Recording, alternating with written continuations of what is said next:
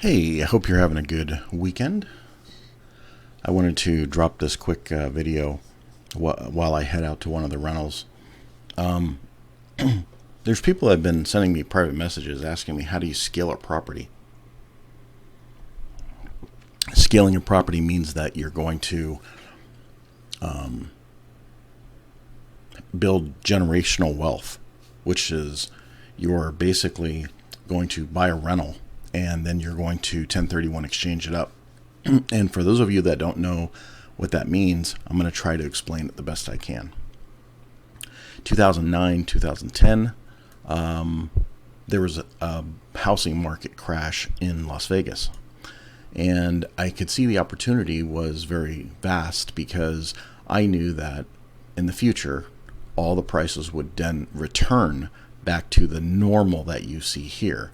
On the screen, you can see that all of these are $200,000. At the time period that, at the peak, all of these were the same in 2006, 7, 8. They were all 2000. Okay? I managed to pick up 3 houses on this block. And those 3 houses I was buying for $60,000, $50,000, and $38,000. That's right, $38,000. Once upon a time, I owned this $225,000 home for $38,000. Okay? Nobody wanted to buy houses. They were scared crapless, right? They didn't want to have any responsibility for any mortgages that were basically going to bankrupt them, or you have situation where there were squatters and stuff like that. But, being in the construction field, being a very large guy, I don't really fear squatters.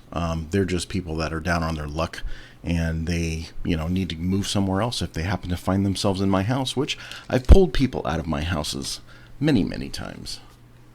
I was always very polite. But during that time period, I told my family, in my lifetime, this will probably be the only time that I will ever see Las Vegas drop 55%. And the reason why it dropped is because when the market crashed, there was a flood of foreclosures.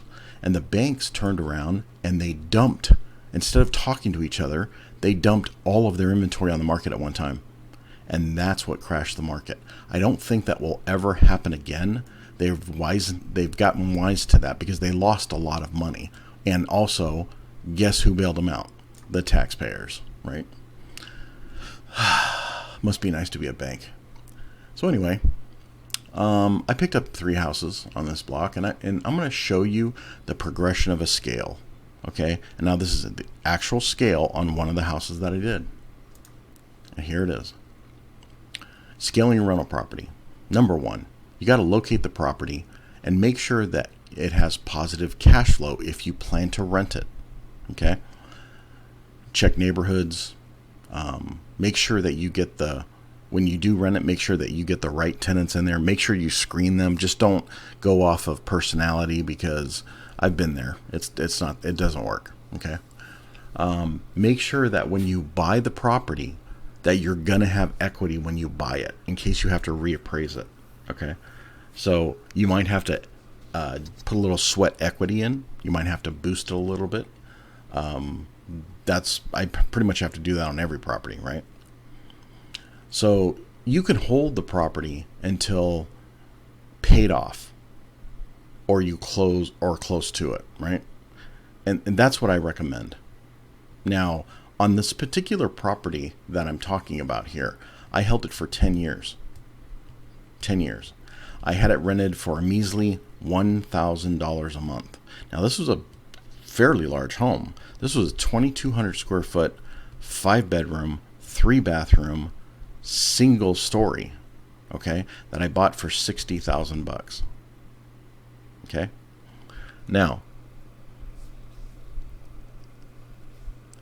if you're buying this property at $60,000, you put a couple of dollars into it. I think I put like maybe $2,000 into it to get it rented, and I had it rented. I had it rented for 10 years, right? I collected over that 10-year period. I collected $120,000 in rent. Now, that's 2 times of what I bought it for, right? The repairs, the taxes, the water reclamation comes out to about $8,000, right? I sold that property for $202,000 a year and a half or 2 years ago. Now it's worth like $260,000, right? So when you look at the deal itself, it made a lot of money. But what people don't calculate is if I add up how much the profit margin was from what I bought it to what I sold it after escrow fees and taxes and all that stuff, and then I turn around and paying the realtors, and then I turn around and add up the rental income that I received, I got about $259,000 over 10 years. $259,000 over 10 years. $25,900 profit per year in income. Okay? And that most of this $29,000 or $25,900 income was offset by the depreciation on the taxes, because it's a rental property, so you can depreciate everything. All of the repairs, everything's a write-off, right? That's what people don't get. So if I sold it at 200, well, what is it? 200, I think it was 202. Yeah, 202. If I sold it at 202, I would have to pay capital gains on that $202,000. And capital gains would be about 15% right here. See that? About 15% of that, right? But I don't want to pay capital gains. Matter of fact, I just want to roll it into another property. So they have something called the 1031 exchange, which is something that you can open a secondary escrow, hire a 1030 exchange company, and you can actually divert all of the funding from this sale into another escrow, and then you have to be in escrow on the other house you want to purchase. That's the 1031. So if you hear the 1031, now you know what it is. Okay, it's a way to divert the taxes, the capital gains taxes, into another property, and you can do this indefinitely until you pass away. Once you pass away, you don't have to pay any of it anyway. So if you look at the 1031, what I did was I 1031 exchanged it to a triplex. Okay, a triplex being 3 different houses on one lot. Very unique. It was beat up, really beat up, right? So it needed a lot of TLC too. I did a lot of work to it, right? So here we are. We got a triplex now. We 1031. We're redoing it. The first house is a 1,400 square foot, 3-bedroom, 2-bathroom. Then you have the second house is a 1,100 square foot, 2-bedroom, 1-bathroom. Then you have a 500 square foot, 1-bedroom, 1-bathroom, right?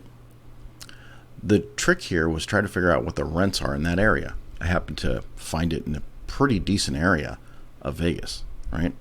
And I was able to actually make the deal with a realtor, convince him that I would buy it for exactly the same price as I sold the other house, and I was in 1031.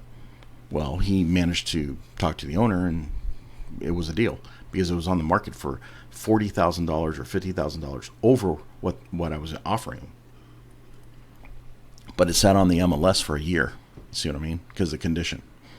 So I went in, got the property. And when I got the property, I started renovations. Managed to finish renovations and get it rented for $3,300 a month. Now, I was only collecting $1,000 over here, $1,000 on this other house. Now I'm collecting $3,300 a month, and it cost me an additional $25,000 out of pocket for construction. Okay. Now, what's the beauty of this situation? During that time period that I was renovating, the prices went up, right? Now, you wouldn't believe it, but that same rental property, that triplex, is now sitting at $652,000 in equity. So, this is what I mean by scaling. So not only do I get a huge monthly, but I have the ability to pull this money out, at least 80% of it, and go buy something else. This is the beauty of real estate scaling with the 1031. Okay? So I hope that this helps anybody who's thinking about getting into it. And you have to remember something. Real estate goes up, comes down every 7 to 10 years. You just need to wait for the drop. You don't go out and buy property when it says, oh, the market crashes here. You have to wait a year to a year and a half after they announce the drop. For example, 2008 hit. That was the crash. It actually started in 2007, and then they announced it in 2008. But I didn't go shopping for properties until late 2009 and 2010. You see? So patience is a virtue. Stock that money, save that money, buy the rentals, and get the monthly income. The monthly income that you're going to bring in should be offset quite a bit by the depreciation of 27.5 years on the house. You get to depreciate that house for 27.5 years on your taxes. I hope this video helps you understand a little about real estate. I've done a number of these already, and I'm on my way. I'm down the road a lot. I've done a lot. I still have a long way to go, though. In order to reach $10 million, it's going to take a lot of these. But hopefully you guys get it. If you have any questions, put it in the comments. Like, subscribe for more just like this, because I got a lot of tricks.